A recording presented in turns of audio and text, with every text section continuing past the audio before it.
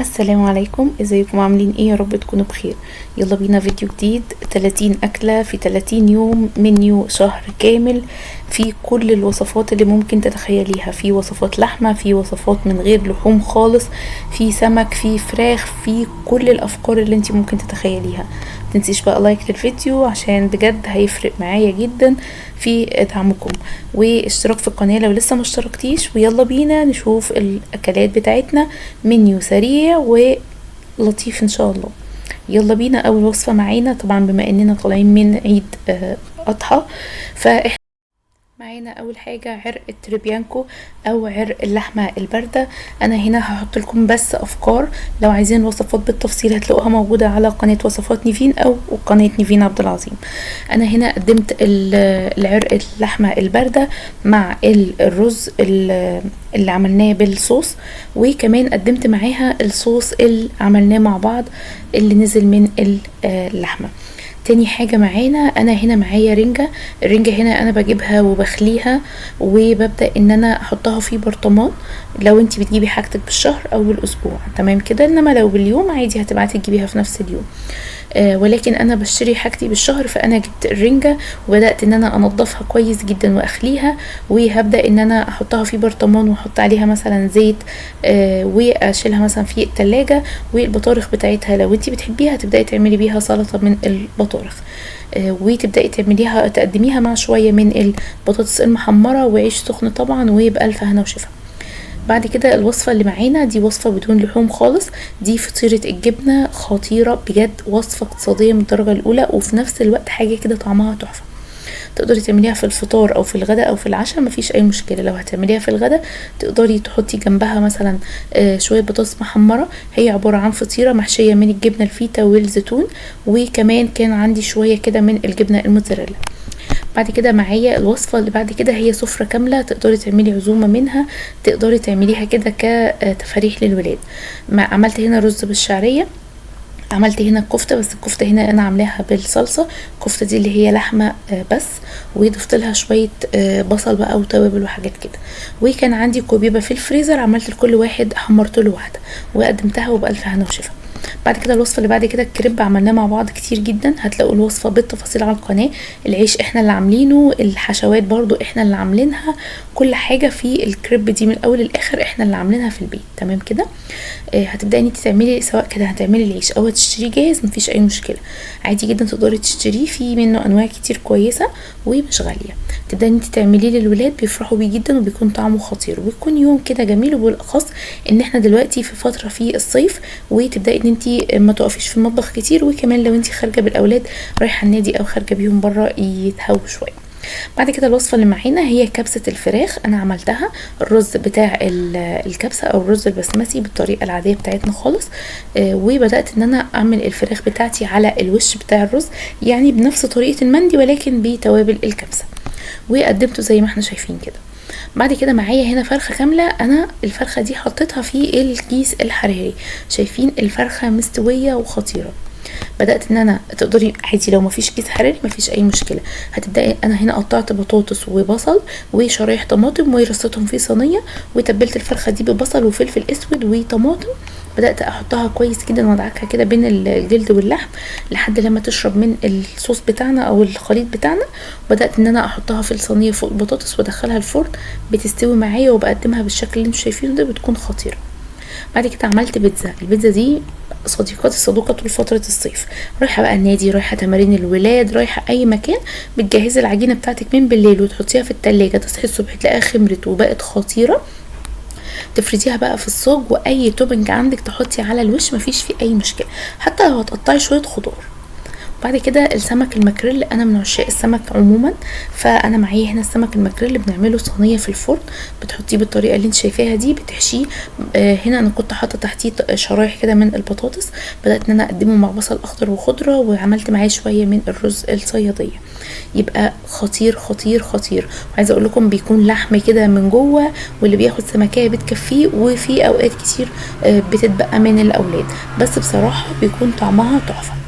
الوصفه اللي بعد كده حاجه برضو زي تفاريح، عايزه اقول لكم من الوصفه دي انا عملتها وعادي جدا خدتها معايا النادي مفيش اي مشكله. معايا هنا الرقاق باللحمه المفرومه، وكمان معايا كوردن بلو. تقدروا تعملوا بالطريقه اللي انا عملتها دي، او تقدروا تعملوا الكوردون بلو بفراخ مفرومه لو انتوا خايفين ان هو ما يستويش معاكم. بس عادي انا مش عامله الصدر كامل، انا عامله شرايح البانيه واخداها، طبعا هي بتبقى رفيعه جدا، وعملتها الكوردون بلو.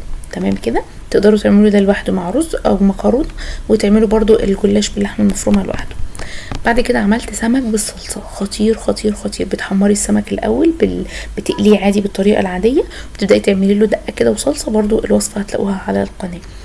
وبعد كده معانا الناجتس او اجنحه الفراخ اللي هي التشاينيز الخطيره، طعمها بجد تحفه جدا، الولاد بيعشقوها. وهي شايفين زي ما شايفين مستويه مهريه.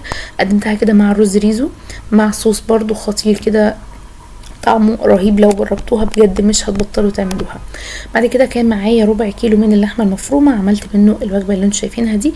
كان عملته عرق لحمه بارده باللحمه المفرومه، بتعمليها بطريقه حلوه جدا، برضو الوصفه هتلاقوها على القناه. وقدمتها مع رز اصفر وشويه مكسرات كده لو حابين، لو مش حابين مفيش اي مشكله. معايا هنا وراك الفراخ. طبعا الافكار النهارده كلها جديده مختلفه، مش رز بقى وخضار وحاجات تزهقي منها في الصيف، لا خالص. انا هنا جبت وراك الفراخ وعملتها دي هنا الحمام الكذاب، بس هنا قطعت معاه مكعبات من البطاطس ومكعبات من الجزر. عايزه اقول لكم الخضار ده بيتاكل قبل الفراخ نفسها. تقدري تقدميها مع رز او مكرونه او اي حاجه انت حباها. تعالوا معايا هنا برضو عرق لحمه بارده، هنا عملته وقدمته مع رز بالخلطه، وحطيت عليها كده شويه من المكسرات. عايزه اوريكم كده الصوص اللي مع العرق ده بيكون خطير بجد بجد، وصفه في منتهى الجمال. بعد كده معايا الاكله اللي انا عاشقه ليها بجد، الرز سوري الكشري الاسكندراني او الكشري بالعدس الاصفر.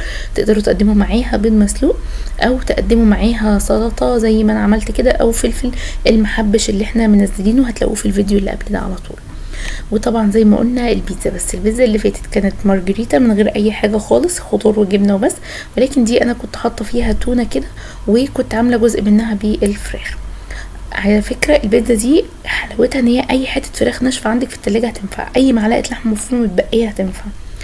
ودي كده فراخ ناجتس، انا عملتها برضو هتلاقوها في الفيديو اللي فات، اللي هي اجنحه الفراخ، وعملتها بطريقه الكنتاكي. بتقدميها مع اي حاجه على حسب اولادك. تعالوا معايا بقى بجد السمك البوري اللي محدش ما بيحبوش. يبقى احنا كده عملنا سمك صينيه، عملنا سمك مقلي في الصلصه، وكمان قدمنا سمك مشوي مع بعض. معايا هنا دي كده حرفيا كان 3 معالق لحمه بالظبط. بتقدري لو انت عايزه تعملي صينيه اكبر او عايزه كميه اللحمه اكبر تقدري تحطي ربع كيلو او اكتر، يعني نص ربع كيلو بيكون كافي جدا للوصفه اللي هي كباب تركي.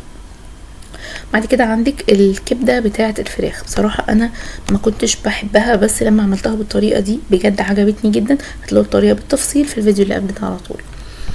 انا هنا قدمتها مع مكرونه وبطاطس محمره. بعد كده عملنا البفتيك الكذاب بربع كيلو لحمه، عملنا كميه كتيره جدا بصراحه، وبيعمل معايا كميه محترمه. الاولاد بيحبوه جدا. قدمته هنا مع بطاطس محمره. عملت عصير كده كركديه، طبعا الجو حر وعايز عصاير بقى وحاجات فريش، بس ما تكتروش بقى من الكركديه والحاجات دي، نوعوا بقى عشان الكركديه لو حد مريض ضغط او حاجه. بعد كده عملت الدونر كباب، وعملت المخلل والكاتشب والعيش وكل حاجه هتلاقوها بالتفصيل في الفيديوهات اللي قبل كده، لو عايزينها قولوا لي في الكومنتات وهسيبها لكم في الكومنتات. بعد كده عملت سمك مقلي خالص عادي خالص من غير اي حاجه، وسلطه وطحينه ورز. تمام كده. يبقى انتي في الشهر عملتي اهو، دي كده رابع وصفه سمك. تمام.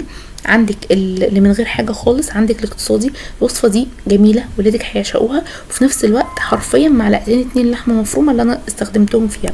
دي هنا طاجن لسان عصفور باللحمه المفرومه. هنا معايا صينيه تورلي في الفرن مع الفراخ. ودي كبده عاديه خالص، بتعملوها بالطريقه العاديه، وبتعملوها سندوتشات للاولاد مع كيس كده من الشيبسي و سلطه وبطاطس محمره لو انت حابه ومش حابه تجيبي شيبسي.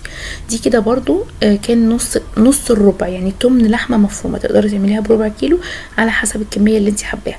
واخر وصفه معايا هي ورقه اللحمه بالستيك، بجد وصفه خطيره. اتمنى الوصفات والافكار اللي احنا قدمناها تعجبكم. متنسوش بقى تعملوا لايك للفيديو عشان بجد الريتش وحش جدا، فشجعوني كده علشان انا بجد نفسي ارجع تاني.